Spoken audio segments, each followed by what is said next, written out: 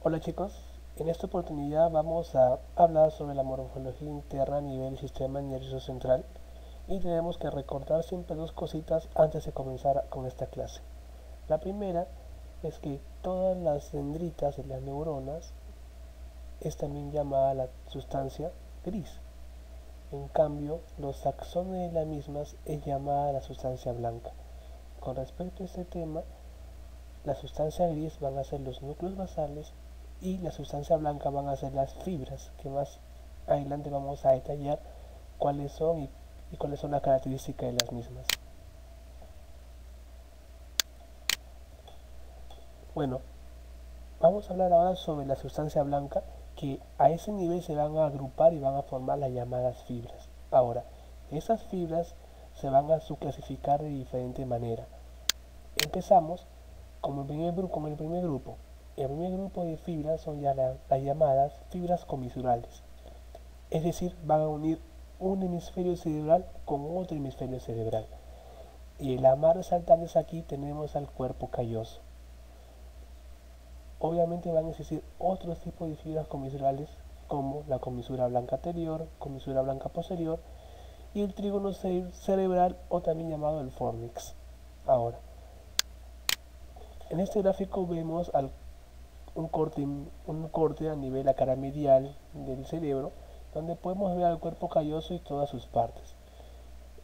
Recordemos que esto es el lóbulo frontal y este es el lóbulo occipital, por lo tanto todo lo que se encuentra a este nivel es anterior y todo lo que se encuentra a ese nivel es posterior. Bueno, las partes del cuerpo calloso son las siguientes. De anterior a posterior tenemos primero el rostro del cuerpo calloso, o también llamado pico. Luego tenemos la rodilla del cuerpo calloso, que ustedes ven aquí. Tenemos el tronco del cuerpo calloso, o algunos lo llaman el cuerpo del cuerpo calloso, valga la redundancia. Y en la parte posterior encuentro el rodete o esplenio. Todos esos componentes van a ser las partes del cuerpo calloso, o también llamada la gran comisura.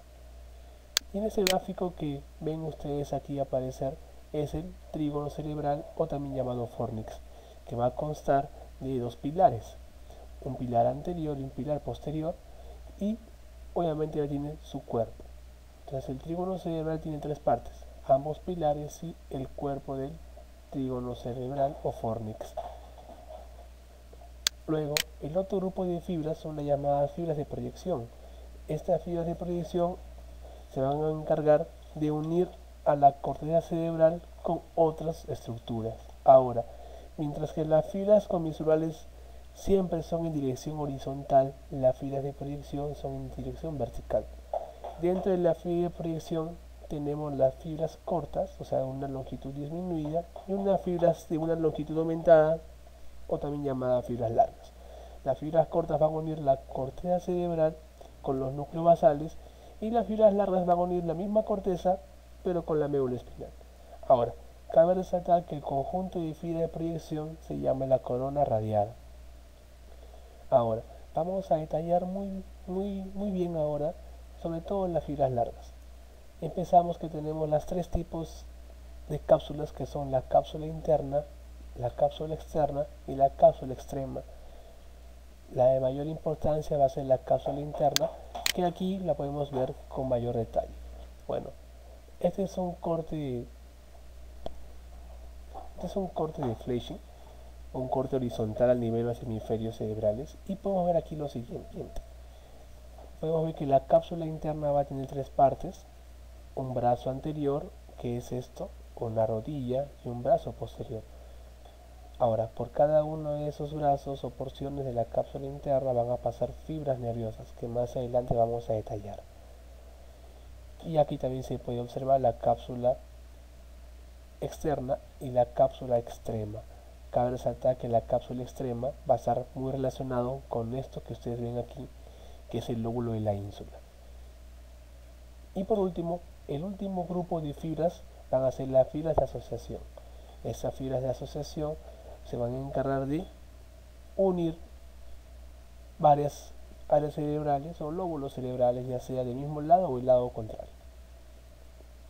Entonces tenemos aquí que tenemos dos tipos de fibras de asociación, fibras cortas y fibras largas. Dentro de las fibras cortas tenemos las fibras arciformes que van a unir, por ejemplo, el área 8 con el área 9, o sea, áreas cercanas, áreas equidistantes. En cambio, las fibras largas de asociación van a unir, por ejemplo, áreas que se encuentran en el lóbulo frontal con el lóbulo occipital. Y cabe resaltar que el ejemplo clásico van a ser las fibras largas. En este caso tenemos el fascículo longitudinal superior. Ese fascículo longitudinal superior me va a unir el lóbulo frontal con el lóbulo occipital.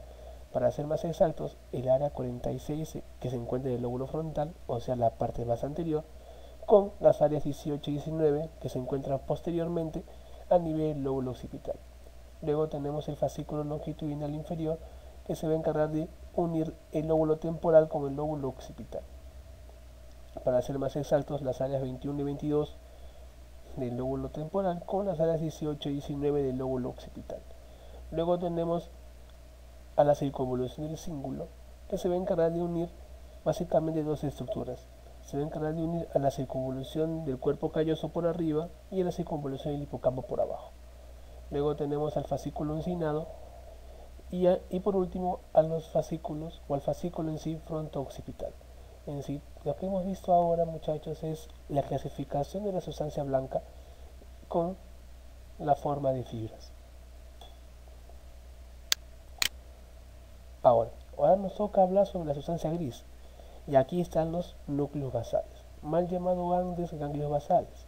Ahora, los núcleos basales, a su vez, como ustedes ven en este gráfico de Netter, van a ser de diferentes tipos. Va a tener muchas clasificaciones, ya sea por la función que tienen o por la anatomía de los mismos.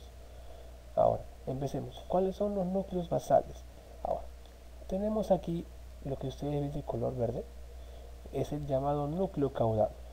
El núcleo caudado tiene una forma de coma, uno dice tiene forma S, dependiendo del libro que lo lea, pero la característica más importante de este núcleo caudado es que va a tener tres porciones: una cabeza, un cuerpo y una cola.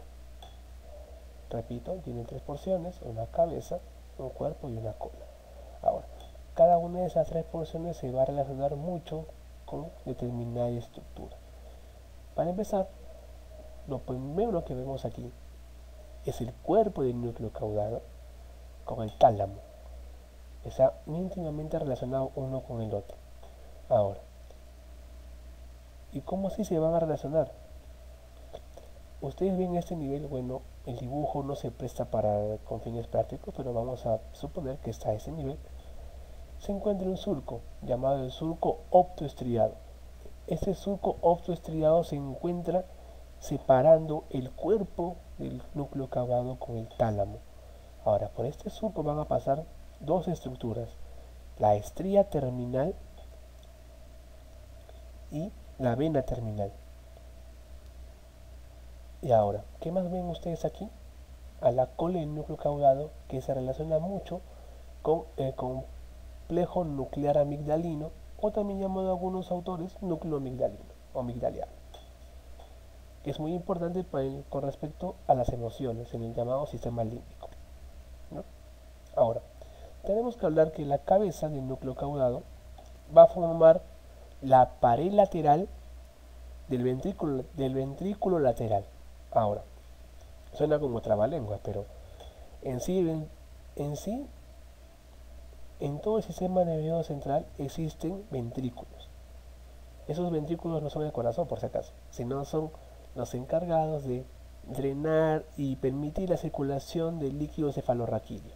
Ahora, dentro de ese conjunto de ventrículos, porque hay varios en sí, encontramos a los ventrículos laterales. Ahora, esos ventrículos laterales van a tener astas o porciones, una asta anterior y una asta posterior. Ahora, en la cabeza del núcleo caudado, ¿para qué me interesa? ¿Para qué sirve con respecto a estos ventrículos? Esta cabeza va a formar la pared lateral del asta anterior del ventrículo lateral. Esa es su importancia. Y también que va a estar relacionado mucho con el putamo. Ahora, cabe recordar que en núcleo caudado va a derivar embriológicamente del telencéfalo, y una patología a nivel del núcleo caudado explica una de las tantas patologías que hay a nivel en neurología, que es la enfermedad de Huntington.